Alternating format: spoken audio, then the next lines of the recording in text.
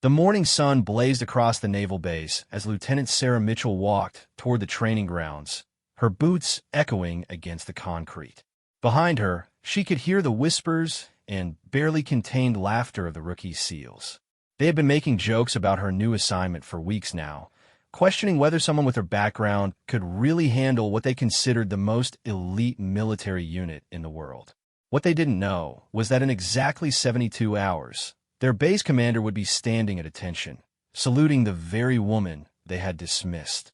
What they couldn't predict was that the mission she was about to undertake would not only save dozens of lives, but would rewrite the rules of engagement for special operations forever. This is the story of how one person's determination turned mockery into respect, how preparation met opportunity in the most dangerous circumstances imaginable, and how sometimes the greatest victories come from the most unexpected places. It's a story that begins with doubt and ends with legend, proving that courage isn't about being the loudest voice in the room. Sometimes it's about being the one willing to do what others won't when everything is on the line. Lieutenant Sarah Mitchell stood at 5 feet 4 inches tall, weighing barely 120 pounds. To most people looking at her, she appeared more suited for an office job than the brutal world of Navy SEAL operations. Her appearance had been the subject of countless conversations among the rookie SEALs at Naval Amphibious Base Coronado. They would gather around their meal tables, exchanging glances and making comments about how the military was changing, how standards were being lowered, how someone like her had managed to earn a spot in their exclusive brotherhood. The truth was far more complicated than their simple assumptions. Sarah had grown up in rural Montana, where her father ran a hunting guide service in the Glacier National Park area. From the age of 6, she had been tracking elk through mountainous terrain, learning to read weather patterns that could turn deadly in minutes, and developing the kind of mental toughness that came from spending weeks in the wilderness with nothing but basic supplies. Her childhood wasn't about video games or shopping malls. It was about survival, about making life and death decisions when a sudden snowstorm hit at 10,000 feet elevation. Her father, Marcus Mitchell, had served 2 tours in Vietnam as a Marine reconnaissance specialist. He never talked much about his war experiences, but he taught Sarah everything he knew about staying alive in hostile environments. By the time she was 12, she could track a wounded animal for miles, set up shelter in sub-zero temperatures, and shoot a rifle with accuracy that impressed even the most experienced hunters who hired her father's services. When Sarah turned 18, she surprised everyone by choosing the Naval Academy over the full scholarship offer she had received from several prestigious universities.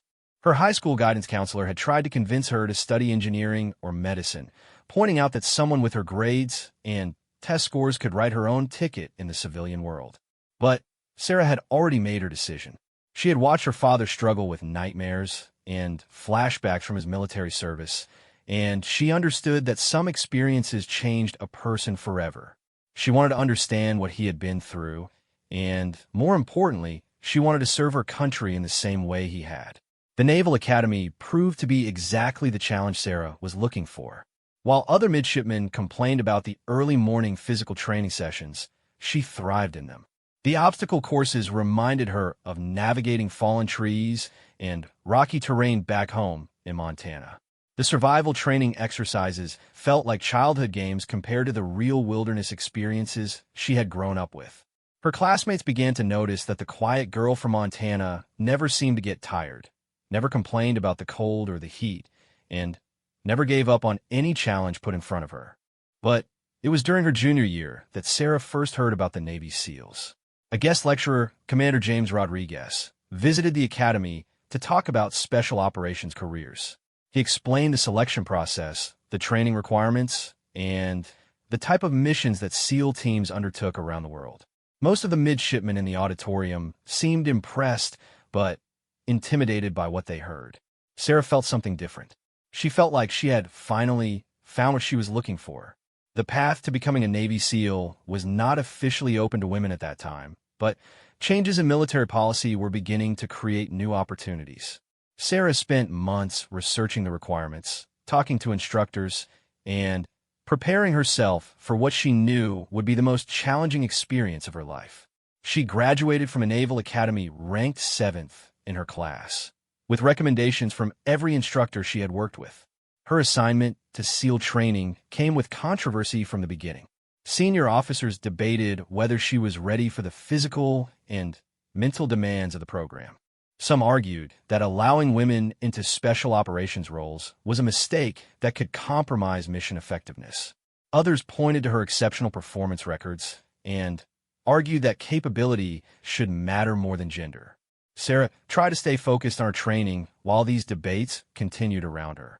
The rookie SEALs at Coronado had heard all of these debates. They knew that Sarah's presence represented a significant change in their military branch, and many of them weren't sure how they felt about it. Some genuinely questioned whether she could keep up with the demands of their job. Others resented what they saw as special treatment or lowered standards. A few simply enjoyed having someone new to target with their jokes and comments. Sarah understood their skepticism. She had faced similar doubts throughout her military career, and she knew that the only way to change minds was through performance, not arguments. She arrived at the base 3 weeks before the official start of training, using the extra time to familiarize herself with the facilities and to continue her physical preparation. She ran the beach at dawn every morning, lifted weights in the gym every evening, and spent her free time studying mission reports and tactical manuals. The other trainees noticed her dedication, but they also noticed how different she was from them. Most of the men came from athletic backgrounds, with experience in football, wrestling, or other competitive sports. They were used to being the strongest, fastest, or toughest person in any group. Sarah's quiet confidence and methodical approach to training seemed strange to them. She never boasted about her abilities, never tried to prove herself in informal competitions, and never responded to their jokes or comments about her presence. This behavior only increased their curiosity about her. Some interpreted her silence as weakness or insecurity. Others wondered if she was hiding something or if she really understood what she had gotten herself into. The jokes became more frequent as the official training start date approached. They would make comments about how she would probably quit after the first week, or how the instructors would have to go easy on everyone because she was there. Sarah heard all of these comments, but she had learned long ago not to waste energy responding to people who had already made up their minds about her. Instead, she focused on her preparation and waited for the opportunity to show what she could do. She knew that the training program ahead would be the most difficult thing she had ever attempted, and she also knew that everyone would be watching to see if she could succeed. The night before training officially began, Sarah sat alone in her room, writing in the journal she had kept since high school. She wrote about her father's service, about the opportunities that had been created for her by people who came before, and about her determination to prove that she belonged in this elite group. She also wrote about her fears, acknowledging that she didn't know if she was strong enough or tough enough for what lay ahead. But she also wrote about something else that the rookie SEALs didn't know about her. 3 years earlier, during a hunting trip in Alaska with her father, they had encountered a situation that tested everything she had learned about survival and decision-making. A sudden avalanche had trapped them in a remote valley, cutting off their planned route back to civilization. With limited supplies and no way to communicate with the outside world, they had been forced to survive for 11 days in sub-zero temperatures while finding an alternative way out of the mountains. During those 11 days, Sarah had made decisions that saved both their lives. When her father suffered a severe ankle injury on day 6, she had taken complete responsibility for their survival. She had rationed their food, navigated through unmarked terrain, and eventually led them to a ranger station 40 miles from where they started. The experience had taught her that she could perform under pressure, make critical decisions when lives were at stake, and push her body beyond what she thought was possible. None of the rookie SEALs knew about Alaska. They didn't know about the years of wilderness training, the survival experiences, or the mental toughness she had developed long before she ever thought about joining the military. They saw someone who looked different from them, and they made assumptions based on appearance rather than capability. As Sarah closed her journal and prepared for bed, she thought about the training that would begin in just a few hours. She knew that some of the men in her class were probably stronger than her, and some were probably faster. But she also knew that strength and speed were only part of what made a successful SEAL. The real test would be about mental toughness, about the ability to keep going when everything in your body and mind was telling you to quit, about making good decisions when you were exhausted and scared and everything was going wrong. Sarah had been preparing for that test her entire life, even when she didn't know it. The rookie SEALs would find out soon enough that their assumptions about her were based on incomplete information. But first, she would have to survive the training program that had defeated hundreds of highly qualified candidates before her. The real story was just beginning. The first week of SEAL training was designed to weed out candidates who weren't mentally prepared for what lay ahead. The instructors, led by Master Chief Petty Officer Thomas Kane, had developed their methods over decades of experience.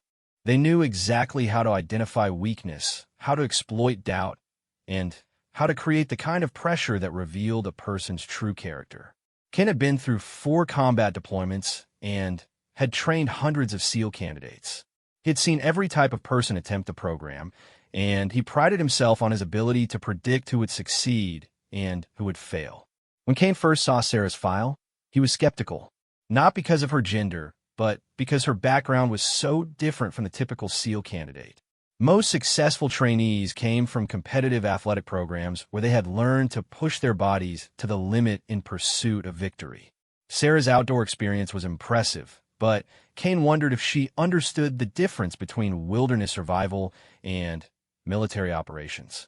Combat required a different type of mental approach, one that involved controlled aggression and the ability to function effectively as part of a team under extreme stress.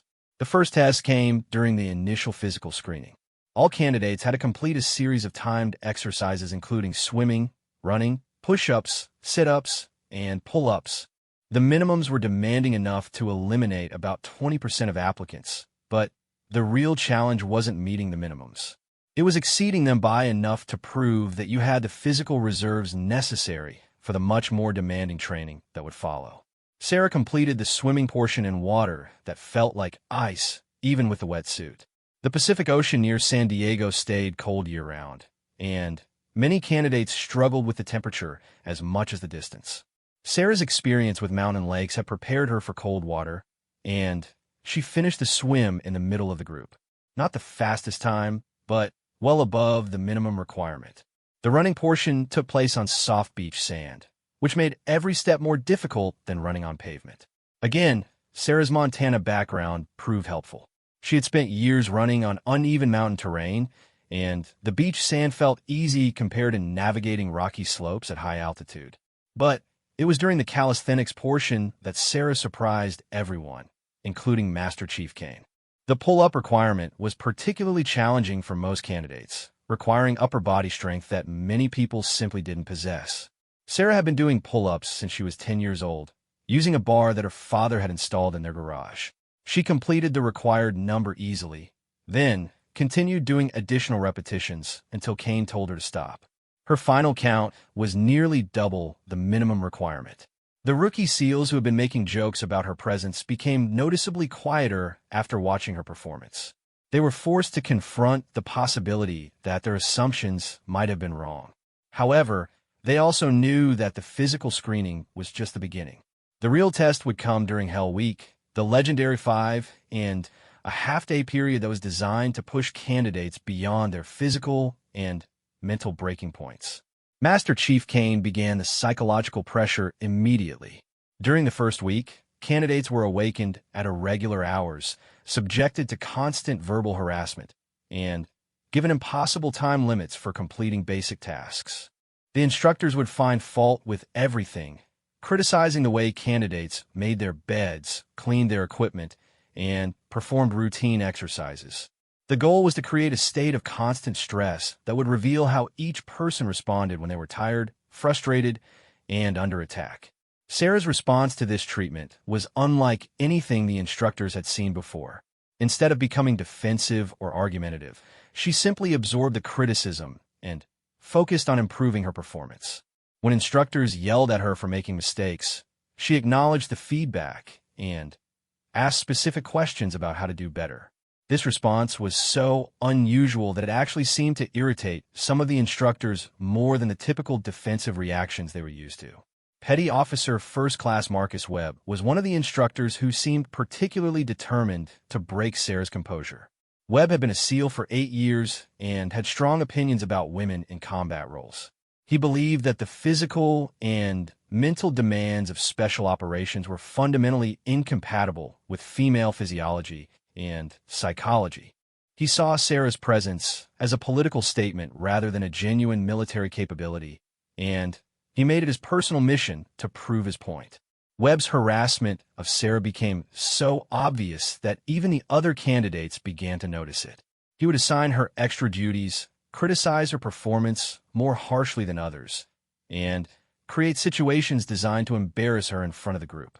Sarah never complained or protested, but she also never let the treatment affect her performance. If anything, she seemed to become more focused and determined as the pressure increased. The other candidates had mixed reactions to what they observed.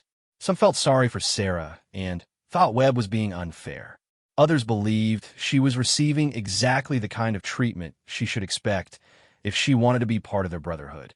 A few began to respect her ability to handle the pressure without breaking down or quitting.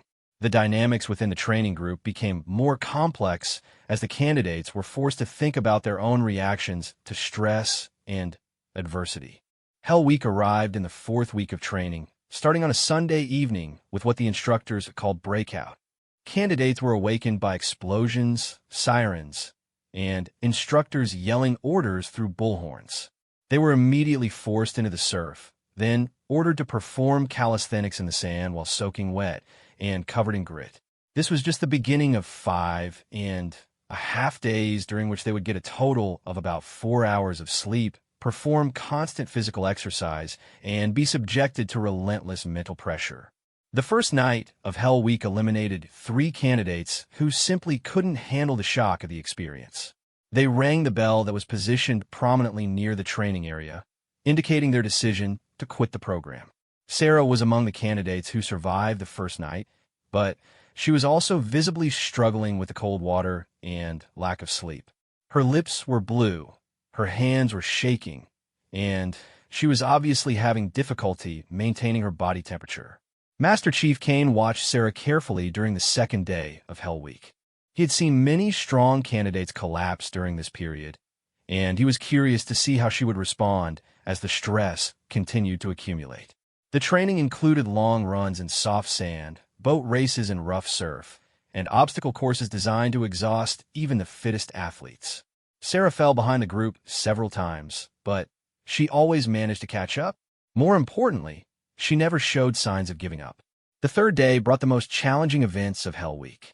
Candidates were required to carry heavy boats over their heads while running on the beach, then use those same boats to navigate dangerous surf conditions. Many of the exercises required teamwork, and Sarah found herself working closely with candidates who had been making jokes about her just weeks earlier. The shared suffering of Hell Week had a way of breaking down social barriers and revealing what people were really like under pressure. It was during a boat race on the 3rd day that Sarah demonstrated something that surprised everyone, including herself. Her boat team was falling behind because one of the stronger candidates, Seaman Jenkins, was struggling with an injured shoulder. The team leader was considering leaving Jenkins behind to improve their time, which would have resulted in Jenkins being eliminated from the program. Sarah suggested a different approach. She proposed that they modify their carrying technique to take pressure off Jenkins' shoulder, even though this would make the exercise more difficult for everyone else. The team agreed to try Sarah's suggestion, and it worked. Not only did they manage to keep Jenkins in the race, but they actually began gaining ground on the other teams. Their modified technique was more efficient than the standard approach, and other boat teams began copying what they were doing. Master Chief Kane observed this development with interest. Leadership in SEAL training wasn't about being the strongest or fastest individual. It was about finding ways to make the entire team more effective. By the 4th day of Hell Week, Sarah had earned a level of respect from her fellow candidates that she hadn't possessed before. They had seen her push through pain and exhaustion without complaining, help struggling teammates without being asked, and maintain her composure under the most intense pressure they had ever experienced. The jokes and comments about her presence had completely stopped. Petty Officer Webb continued his campaign of harassment, but Sarah's responses had begun to affect the other instructors as well. Chief Petty Officer Rodriguez, who supervised Webb, had noticed that Sarah's performance was actually improving under pressure rather than deteriorating. This was exactly the kind of mental toughness that the SEAL program was designed to identify and develop. Rodriguez began to question whether Webb's treatment of Sarah was helping or hindering the training process. The final night of Hell Week included the most feared event in the entire training program, surf torture. Candidates were required to lie in the freezing surf while instructors timed them, testing their ability to resist hypothermia and maintain mental clarity under extreme physical stress. This exercise had eliminated many strong candidates over the years, and it was considered the ultimate test of mental toughness. Sarah entered the surf alongside her classmates, linking arms as they had been taught to provide mutual support. The water was so cold that it felt like being stabbed with thousands of needles. Within minutes, most candidates were shivering uncontrollably and struggling to form coherent thoughts. The instructors walked among them, asking questions designed to test their mental state and looking for signs that someone was approaching dangerous levels of hypothermia. After what felt like hours but was actually about 20 minutes, one candidate began showing signs of serious hypothermia and was removed from the exercise. Then another. Sarah felt her body temperature dropping and her thinking becoming sluggish, but she also remembered the lessons her father had taught her about cold weather survival. She focused on controlling her breathing, protecting her core temperature, and maintaining mental alertness by running through memorized sequences of information. When Master Chief Kane finally called an end to the exercise, 12 candidates remained in the surf. Sarah was among them. As they were helped to their feet and given warm blankets, Kane looked at each survivor with an expression that might have been approval. These were the candidates who had proven they could function under the most extreme conditions imaginable. Hell Week ended with a brief ceremony recognizing the candidates who had successfully completed the experience. Of the original class of 48 candidates, 22 remained. Sarah was not only among the survivors, but she had also distinguished herself as someone who could lead and problem solve under pressure. The rookie SEALs who had started the program making jokes about her were now among her strongest supporters. But Hell Week was only one portion of the training program. More challenges lay ahead, and Sarah knew that she would need to continue proving herself every single day. The next phase would test different skills, and there was no guarantee that her success in surviving Hell Week would translate to success in the technical and tactical training that followed. However, she had already accomplished something that many people thought was impossible. She had earned her place among the elite candidates who would continue their journey toward becoming Navy SEALs. The months following Hell Week brought a different kind of challenge for Sarah and her surviving classmates. The physical torture was replaced by intensive technical training that required mastering skills most people couldn't imagine attempting. Combat diving, demolitions, advanced marksmanship, parachuting, and small unit tactics became their daily routine. Each skill area demanded complete competence, because failure in any single area could result in elimination from the program. Combat diving proved to be one of Sarah's strongest areas. The training took place in a pool that was designed to simulate underwater combat conditions, complete with obstacles, limited visibility, and equipment that was prone to malfunction. Candidates had to learn to navigate underwater using only compass headings, place explosives on mock targets, and perform equipment repairs while holding their breath for extended periods. Sarah's experience with cold mountain lakes had given her an unusual level of comfort in the water, and her ability to remain calm under pressure translated directly to underwater operations. Seaman Martinez, one of the candidates who had initially been skeptical of Sarah's abilities, found himself partnered with her for most of the diving exercises.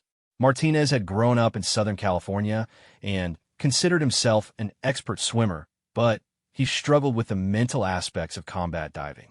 The combination of darkness, cold water, and time pressure triggered anxiety that affected his performance. Sarah noticed his difficulties and began sharing techniques her father had taught her for managing stress in dangerous situations. "My dad always said that panic is just your brain getting too far ahead of your body," Sarah explained to Martinez during a break between exercises. "When you start thinking about all the things that could go wrong, you stop paying attention to what's actually happening right now. The water isn't your enemy. It's just another environment you have to learn to work in." Martinez was initially resistant to taking advice from someone he had dismissed just months earlier, but Sarah's consistent performance in the water was impossible to ignore. He began applying her mental techniques and found that his diving scores improved significantly. More importantly, he began to understand that Sarah's unconventional background might actually be an advantage in situations that required adaptability and stress management. The demolitions training presented different challenges. Candidates learned to work with high explosives, calculate blast effects, and place charges that would destroy specific targets without causing unnecessary collateral damage. The training was inherently dangerous, and the instructors emphasized that mistakes could be fatal. Sarah approached explosives with the same methodical precision she brought to every other aspect of training, but she also discovered that she had an intuitive understanding of the engineering principles involved. Chief Petty Officer Anderson, who supervised the demolitions training, was surprised by Sarah's performance in this area. He had expected her to be intimidated by working with explosives, but instead she seemed to treat each exercise as an engineering problem that required careful analysis and precise execution. Her calculations were consistently accurate, her placement techniques were textbook perfect, and her safety procedures were flawless. Anderson found himself using Sarah's work as an example for other candidates who were struggling with the technical aspects of the training. The marksmanship training revealed another area where Sarah's background gave her advantages that weren't immediately obvious. Most of the male candidates had some experience with firearms, but their experience was typically limited to recreational shooting or basic military training. Sarah had been hunting with high-powered rifles since childhood, and she understood concepts like wind drift, bullet drop, and scope adjustment at an intuitive level. More importantly, she had experience shooting under stress when a missed shot could mean losing wounded game in the wilderness. Staff Sergeant Powell, the Marine instructor responsible for marksmanship training, quickly identified Sarah as one of his most promising students. But he also noticed something else that impressed him even more than her shooting accuracy. Sarah had an unusual ability to coach other candidates who were struggling with their marksmanship skills. She could identify problems with stance, breathing, trigger control, and sight alignment, then explain corrections in ways that other students could understand and implement. "She's got an eye for teaching this stuff," Powell explained to Master Chief Kane after observing Sarah help 3 struggling candidates improve their scores. "Most good shooters can hit targets, but they can't explain how they do it. Mitchell breaks it down into steps that other people can follow. That's a rare skill." Kane had been watching Sarah's development throughout the technical training phase, and he was beginning to see patterns that distinguished her from typical SEAL candidates. While most successful trainees excelled in 1 or 2 specific areas, Sarah seemed to have broad competence across multiple skill sets. More significantly, she had demonstrated leadership abilities that were based on teaching and problem-solving rather than physical dominance or aggressive personality traits. The parachuting phase of training brought new challenges that tested everyone's courage and judgment. Candidates started with static line jumps from relatively low altitudes, then progressed to free-fall jumps that required deploying their own parachutes. The training included night jumps, water landings, and combat equipment jumps that simulated real mission conditions. Sarah had never been in an airplane before joining the Navy, but she approached parachuting with the same analytical mindset she brought to every other challenge. Her first jump was from AC-130 transport aircraft at 1,200 feet above the Pacific Ocean. The door of the aircraft opened to reveal nothing but empty space and dark water far below. Many candidates experienced intense fear during their first jump, but Sarah found herself thinking about the physics of the parachute system and the procedures she needed to follow. When the jump master gave her the signal to go, she stepped out of the aircraft without hesitation. The parachute ride down gave her time to think about how much her life had changed since arriving at Coronado. 6 months earlier, she had been an unknown Naval Academy graduate with no special operations experience. Now, she was performing advanced military skills that most people couldn't even imagine attempting. The transformation hadn't been easy, and there were still challenges ahead, but she was beginning to understand that she belonged in this elite community. Her water landing was textbook perfect, and she was picked up by the recovery boat within minutes. As she climbed aboard, she found herself alongside Petty Officer Second Class Thompson, one of the senior candidates who had initially been among her harshest critics. Thompson had struggled with his jump and made a hard landing that left him shaken and embarrassed. "Nice work out there, Mitchell," Thompson said quietly as they rowed back to shore. "That was about as clean as I've ever seen someone handle their first jump." Thompson's acknowledgement represented a significant shift in the group dynamics. He was one of the informal leaders among the candidates, and his opinion carried weight with the others. Sarah simply nodded and thanked him for the compliment, but she also recognized that she had reached another milestone in earning acceptance from her classmates. The small unit tactics phase of training brought together all of the skills they had learned in previous months. Candidates were organized into 6-person teams and given missions that required planning, coordination, and execution under realistic combat conditions. The exercises took place at Camp Pendleton, where large areas of terrain had been set up to simulate enemy installations, urban environments, and coastal landing zones. Sarah found herself appointed as team leader for one of the most challenging exercises in the entire training program. Her team was tasked with conducting a night reconnaissance mission behind simulated enemy lines, gathering intelligence about defensive positions, then planning and executing an assault that would neutralize specific targets without alerting other enemy forces in the area. The mission required coordinating movement over several miles of difficult terrain, maintaining communication security, and making rapid tactical decisions based on incomplete information. Master Chief Kane and the other instructors watched Sarah's team prepare for their mission. They had deliberately given her one of the most difficult assignments to see how she would handle the pressure of leadership in a combat simulation.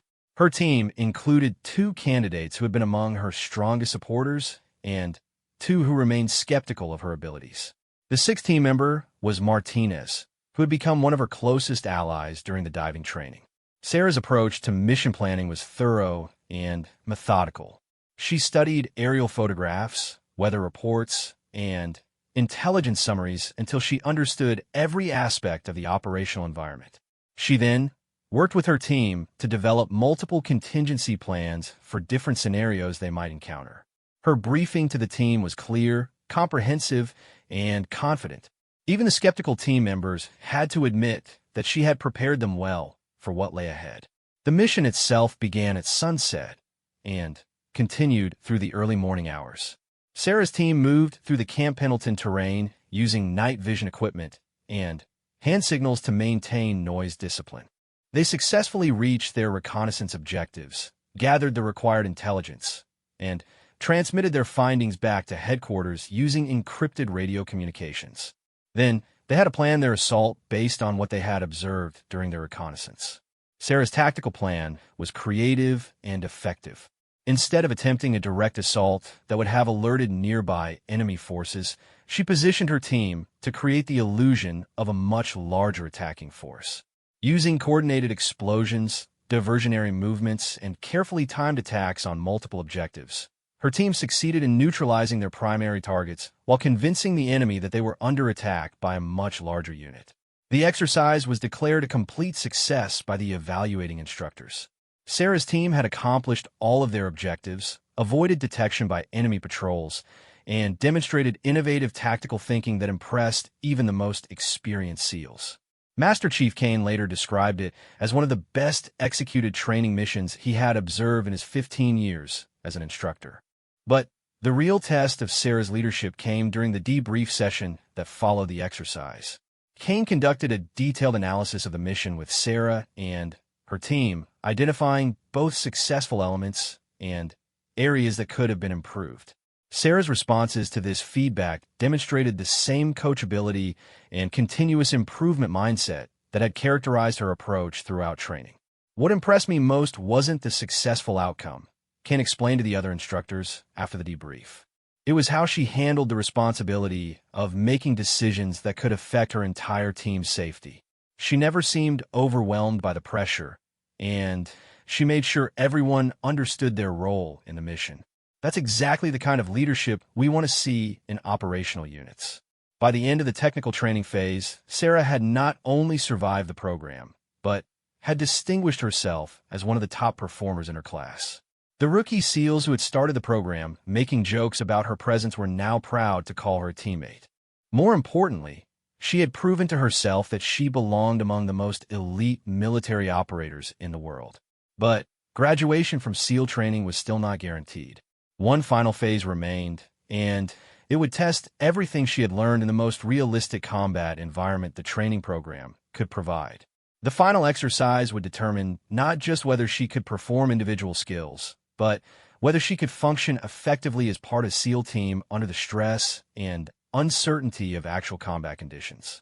The final phase of SEAL training took place on San Clemente Island, a remote piece of land 60 miles off the California coast that had been used for military training exercises since World War II. The island provided a perfect environment for realistic combat simulations because it was isolated, uninhabited except for military personnel, and large enough to conduct multi-day operations without outside interference. For Sarah and her remaining classmates, San Clemente Island represented the culmination of everything they had learned during 18 months of intensive training. Only 14 candidates remained from the original class of 48 who had started the program. Each survivor had proven their ability to master individual skills, but the island exercises would test their ability to function as a cohesive unit under conditions that closely simulated actual combat operations. The scenarios were designed and supervised by SEAL teams that had recently returned from combat deployments, ensuring that the training reflected current operational realities rather than theoretical exercises. Commander Patricia Hayes had recently taken command of the SEAL training program, making her one of the highest-ranking female officers in naval special warfare. Hayes had served multiple combat tours as a Navy helicopter pilot before transitioning to special operations oversight, and she brought a unique perspective to training evaluation. She was particularly interested in observing how Sarah performed in leadership roles, knowing that her success or failure would influence future policies regarding women in special operations units. The first exercise on San Clemente Island was a direct action mission that required the team to assault a simulated terrorist compound, rescue hostages, and extract to a predetermined location within a specified time limit. The compound was defended by SEAL instructors playing the role of enemy forces, equipped with simulation weapons that could accurately track hits and misses. The exercise would be conducted at night, using live ammunition for breaching charges and signal devices, making it as realistic as possible without actual combat. Sarah was designated as the assistant team leader for this mission, working under Petty Officer First Class Davidson, who had emerged as one of the natural leaders in their class. Davidson was a former college football player from Texas who possessed the kind of aggressive personality that many people associated with special operations forces. He had initially been among Sarah's harshest critics, but months of training together had developed a mutual respect based on proven performance rather than assumptions. The mission planning process revealed how much all of the candidates had grown since the beginning of training. Davidson and Sarah worked together to analyze intelligence reports, study architectural drawings of the target compound, and develop a tactical plan that would maximize their chances of success while minimizing risk to the simulated hostages. Their planning session was professional, thorough, and focused entirely on mission effectiveness rather than personal dynamics.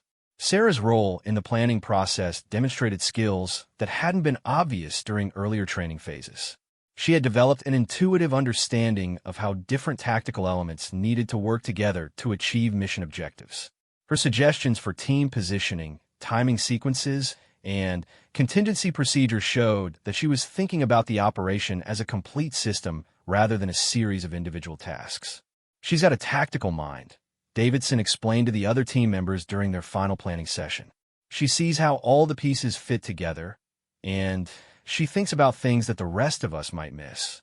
That's the kind of thinking that keeps people alive in real operations. The actual assault took place on a moonless night that provided perfect concealment for their approach to the target compound. Sarah's team moved across 2 miles of rough terrain using night vision equipment, avoiding simulated enemy patrols and maintaining communication discipline throughout their movement. Their approach route took them through a series of canyons and ridgelines that required careful navigation and coordinated movement to avoid detection. Sarah found herself drawing on her childhood experiences in the Montana wilderness as she helped guide the team through the darkness. The terrain reminded her of hunting trips with her father when they had stalked elk through similar landscape under similar conditions. Her ability to move quietly through rough terrain and maintain situational awareness in low visibility conditions proved invaluable to the team's successful approach to the target. The assault itself began with a coordinated breach of the compound's perimeter using explosive charges that Sarah had calculated and placed during their final approach. The precision of her demolitions work created exactly the right-sized openings for team members to enter the compound without alerting defenders in other parts of the facility. The team moved through the compound using techniques they had practiced hundreds of times, but the presence of live role players and simulation weapons created a level of stress and realism that couldn't be replicated in training exercises. Sarah's performance during the assault impressed both her teammates and the evaluating instructors. She maintained perfect fire discipline, communicated effectively under stress, and demonstrated tactical decision-making that contributed directly to the mission's success. When one team member was wounded by a simulation fire, Sarah immediately implemented medical procedures and coordinated his evacuation without disrupting the overall tactical plan. The hostage rescue portion of the mission required the highest level of precision and coordination. Sarah and Davidson had to clear a series of rooms that contained both simulated hostages and role-playing enemy combatants, making split-second decisions about targets while avoiding harm to innocent civilians. Sarah's marksmanship training proved crucial during this phase, as she was able to engage enemy targets with precise fire that eliminated threats without endangering the people they were trying to rescue. The extraction from the compound was equally challenging, requiring the team to move through several miles of hostile territory while protecting rescued hostages and maintaining communication with their extraction aircraft. Sarah took responsibility for one of the most vulnerable hostages, a role player who was simulating injuries that limited his mobility. Her ability to provide both medical care and physical assistance while maintaining defensive awareness demonstrated the kind of multitasking ability that separated elite operators from ordinary soldiers. The mission was declared a complete success by the evaluating instructors, but Commander Hayes was more interested in the team dynamics she had observed than in the tactical outcome. Sarah's integration with her teammates, her response to stress, and her ability to make critical decisions under pressure had all exceeded expectations. More importantly, her presence hadn't created any of the unit cohesion problems that critics had predicted would result from including women in special operations teams. The second major exercise on San Clemente Island was a long-range reconnaissance mission that required teams to operate independently for 5 days while gathering intelligence about simulated enemy activities. This exercise tested different skills than the direct action mission, emphasizing stealth, endurance, and the ability to function effectively in small groups under extended stress. Sarah was designated as the primary team leader for this mission, giving her complete responsibility for planning and execution. Her team included Martinez, who had become one of her strongest supporters, and Thompson, who remained somewhat skeptical despite acknowledging her capabilities. The team also included 2 candidates she hadn't worked with extensively during previous training phases, requiring her to quickly establish effective working relationships with people who had their own ideas about leadership and tactics. Sarah's approach to leading the reconnaissance mission reflected lessons she had learned throughout her training experience. She involved all team members in the planning process, ensuring that everyone understood both their individual responsibilities and how their actions would affect the overall mission. She also established clear decision-making procedures for situations that might arise during their 5 days of independent operation. The reconnaissance mission began with a parachute insertion onto the island during pre-dawn darkness. Sarah's team had to navigate to their assigned observation area, establish a concealed position, and begin collecting intelligence about simulated enemy activities without being detected by opposing forces that were actively searching for them.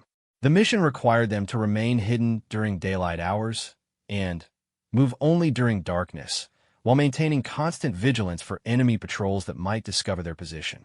Sarah's wilderness experience proved invaluable during this extended field operation.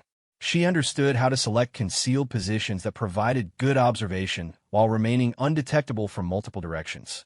Her knowledge of camouflage techniques, developed during years of hunting, helped the team create hide sites that were virtually invisible even to instructors who knew approximately where to look for them.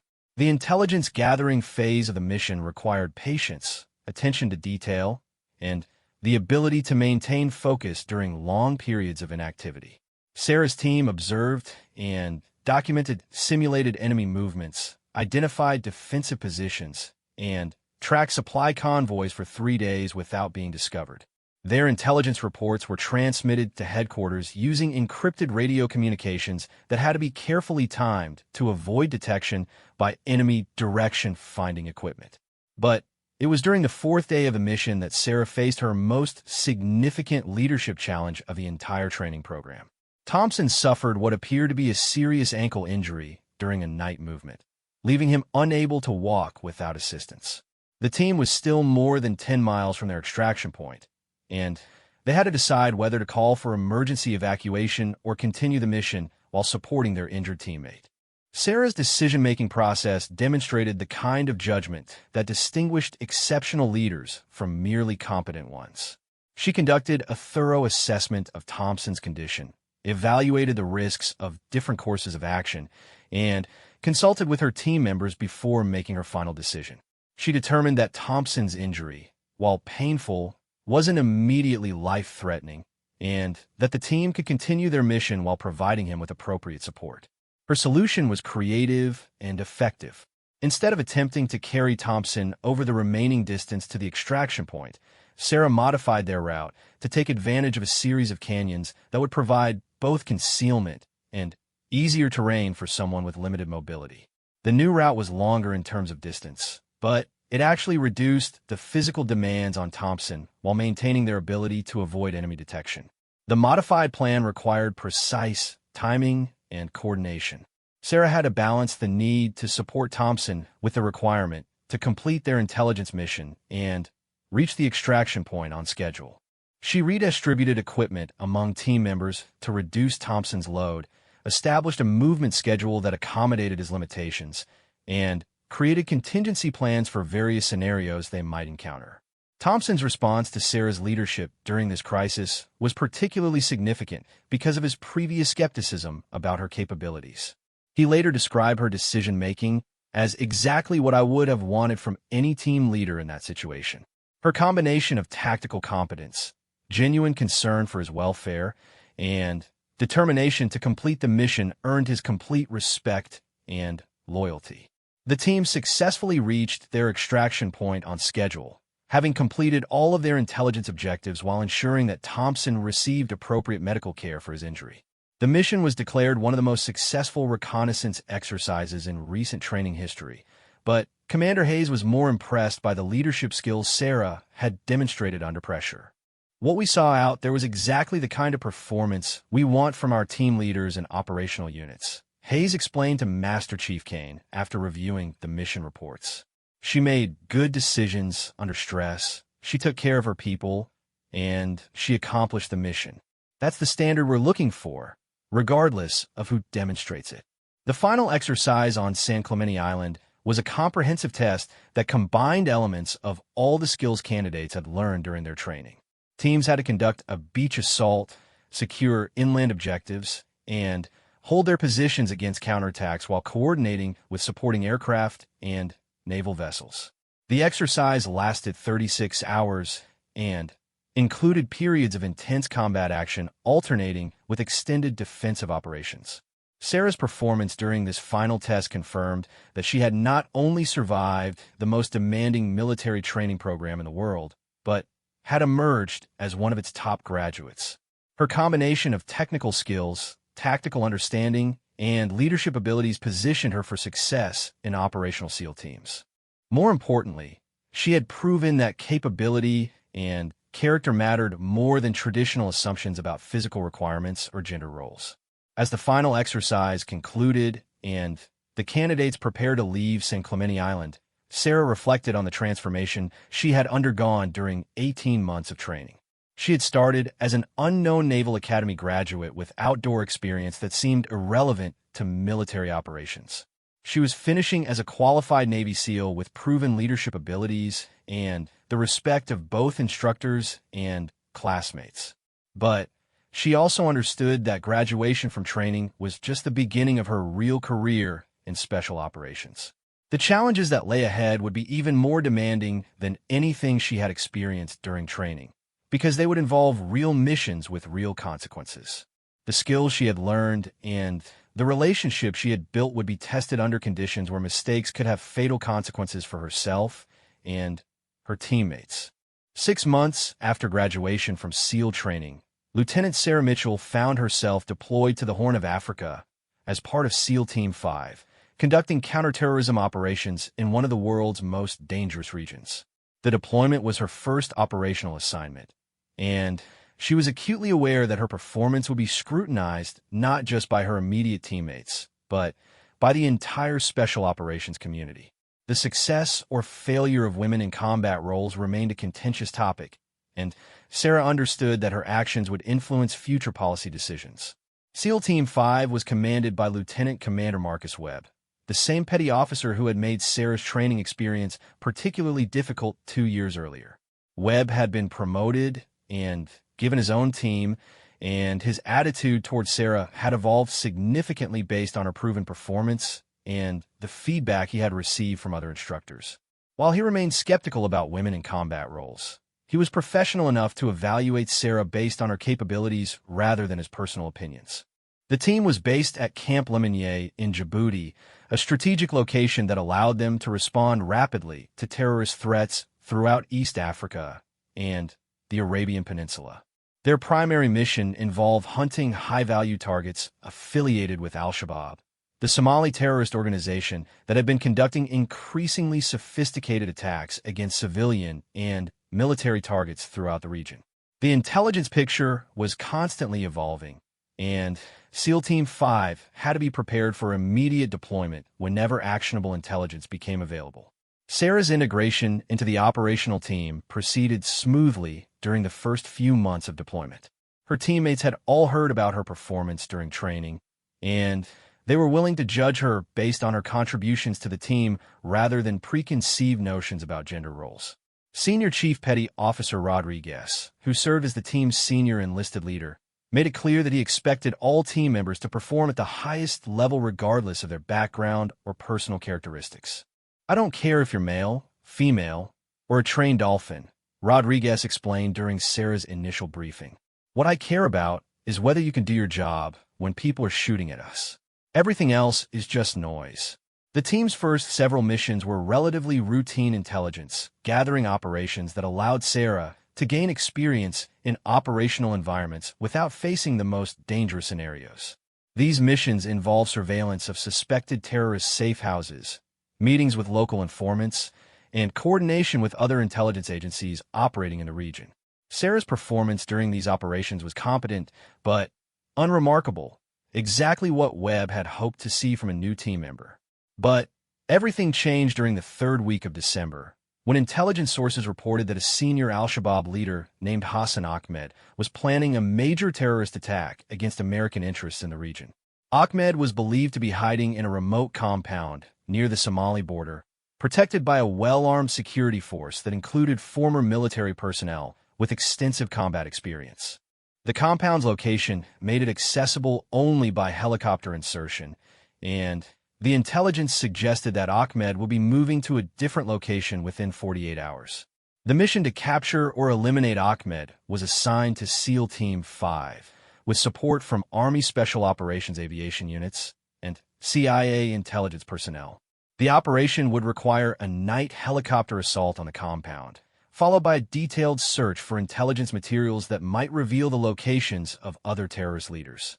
The mission was considered high risk due to the remote location, the quality of enemy defenses, and the limited availability of backup support if something went wrong. Lieutenant Commander Webb's initial plan called for a 12-person assault team that would be inserted by helicopter approximately 1 mile from the target compound. The team would then move on foot to the objective, conduct the assault, and extract via the same helicopter that had inserted them. Sarah was designated as the assistant team leader and would be responsible for coordinating with the supporting aircraft during the insertion and extraction phases of the mission. The mission planning process revealed some concerning intelligence gaps that made Webb uncomfortable about proceeding with the operation. Satellite imagery of the compound was limited due to persistent cloud cover, and human intelligence sources couldn't provide detailed information about the defensive positions or the number of enemy personnel present. The intelligence community was confident that Ahmed was in the compound, but they couldn't provide the kind of tactical details that SEALs preferred for assault operations. Sarah studied the available intelligence materials and identified several potential problems with the planned approach to the compound. The terrain around the target included numerous rocky outcroppings and small canyons that could conceal defensive positions not visible in satellite imagery. More significantly, the proposed helicopter landing zone was exposed to observation and fires from multiple directions, creating a potential trap if the enemy had advance warning of the assault. Her concerns led to a detailed discussion with Webb and the other team leaders about alternative approaches to the mission. Sarah suggested that instead of inserting the entire team at one location, they might consider using multiple smaller teams inserted at different points around the compound. This approach would complicate the enemy's defensive planning while providing the assault force with more flexibility to adapt to unexpected situations. Webb was initially resistant to modifying the mission plan, partly because Sarah suggested changes were significantly more complex than the original approach. However, Senior Chief Rodriguez supported Sarah's analysis, pointing out that her concerns were based on sound tactical reasoning rather than personal preferences. After consulting with higher headquarters, Webb agreed to implement a modified plan that incorporated Sarah's recommendations. The revised mission called for 3 4-person teams to be inserted at different locations around the compound. Sarah would lead one team, which would be responsible for securing the compound's rear exit and preventing enemy personnel from escaping during the assault. Her team included Martinez, Thompson, and a new team member named Petty Officer Second Class Jackson, who had recently joined SEAL Team 5 after completing his own training program. The insertion took place during the early morning hours under ideal weather conditions. Sarah's team was the first to be dropped off, landing in a small clearing approximately 800 meters from the compound's rear perimeter. The helicopter departed immediately after dropping them off, leaving the team alone in hostile territory with instructions to maintain radio silence until the assault began. Sarah led her team through the darkness using night vision equipment, following a route that took advantage of natural terrain features to provide concealment from potential enemy observation posts. The movement to their assigned position required crossing several open areas where they would be vulnerable if the enemy had thermal imaging equipment or other advanced surveillance capabilities. Sarah's experience moving through wilderness terrain proved invaluable as she selected routes that minimized their exposure while maintaining their timeline for reaching the objective. The team reached their assigned position 30 minutes before the scheduled assault time, giving them the opportunity to observe the compound and confirm some of the intelligence they had received during mission planning. Sarah could see several enemy sentries moving around the compound's perimeter, and she noted the locations of what appeared to be prepared fighting positions that hadn't been visible in the satellite imagery. Her team was well positioned to prevent enemy personnel from escaping through the rear of the compound, but she also realized that the enemy defenses were more extensive than intelligence sources had reported. The assault began precisely on schedule, with coordinated explosions at the compound's main entrance, followed immediately by gunfire as the primary assault team engaged enemy defenders. Sarah's team could hear the sounds of intense combat from their position, but they maintained their focus on preventing enemy personnel from escaping through the rear exit. Their discipline paid off when 3 enemy combatants attempted to flee the compound exactly as Sarah had predicted. The engagement with the fleeing enemy personnel was brief, but intense. Sarah's team had to quickly distinguish between combatants who pose a threat and civilians who might be trying to escape the violence. Their rules of engagement required positive identification of weapons or hostile intent before using deadly force, and they had to make these determinations in darkness while under stress.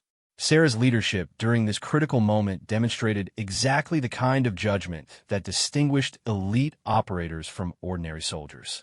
2 of the fleeing enemy personnel were confirmed combatants who were carrying weapons and attempting to establish defensive positions outside the compound. Sarah's team engaged these targets with precise rifle fire, eliminating the threat without endangering any potential civilians in the area. The 3rd person was determined to be a non-combatant who was simply trying to escape the fighting, and Sarah made the decision to detain him for questioning rather than treating him as a hostile target. The primary assault team succeeded in securing the main compound within 20 minutes of the initial breach, but they encountered unexpected resistance from a fortified position that hadn't been identified during intelligence preparation. 3 team members were wounded during the fighting, including Lieutenant Commander Webb, who suffered a serious leg wound that limited his mobility. Senior Chief Rodriguez assumed command of the overall operation and immediately began coordinating medical evacuation for the wounded personnel. It was during this chaotic period that Sarah demonstrated the leadership abilities that would define the rest of her career. With several team members wounded and the command structure disrupted, she took initiative to coordinate the multiple teams operating around the compound. Her radio communications were calm and precise, providing Rodriguez with the information he needed to make critical decisions about continuing the mission versus initiating immediate evacuation. The compound search revealed that Hassan Ahmed had indeed been present at the location, but he had escaped during the initial confusion of the assault. However, the team discovered extensive intelligence materials, including computer equipment, documents, and communication devices that would prove valuable for future counterterrorism operations. The challenge was extracting these materials and the wounded personnel before enemy reinforcements could arrive at the compound.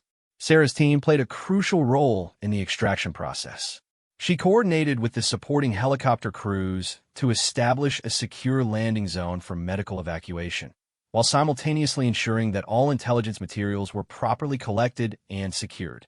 Her ability to manage multiple priorities under extreme stress impressed both her teammates and the supporting personnel who were monitoring the operation from headquarters. The extraction was completed successfully, with all team members and recovered intelligence materials safely evacuated from the compound. The mission was considered a tactical success despite Ahmed's escape, because the intelligence materials provided valuable information about al-Shabaab's organizational structure and future operational plans. More importantly, the mission demonstrated that mixed-gender special operations teams could function effectively under the most demanding combat conditions. Lieutenant Commander Webb's assessment of Sarah's performance during the mission was unequivocal. She performed exactly like I would expect from any experienced SEAL team leader. Her tactical decisions were sound, her leadership under pressure was exceptional, and her contributions were essential to our mission success. I will be proud to serve with her on any future operation. The mission report that Webb filed with higher headquarters became a significant document in the ongoing debate about women in special operations roles. His detailed analysis of Sarah's performance, combined with similar reports from other team members, provided concrete evidence that capability and character were more important than traditional assumptions about gender roles in military operations.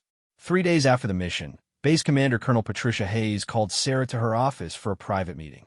Hayes had been following Sarah's career since her graduation from SEAL training, and she wanted to discuss the implications of her recent performance for future policy decisions.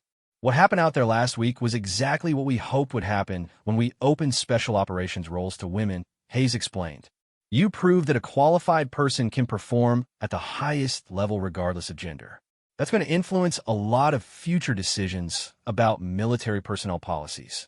But Hayes also had something else to discuss with Sarah. The intelligence materials recovered during the Ahmed mission had revealed information about a much larger terrorist plot that threatened American interests throughout the region. A new mission was being planned that would require the kind of tactical expertise and leadership abilities that Sarah had demonstrated. Hayes wanted to know if Sarah was prepared to take on even greater responsibilities in future operations.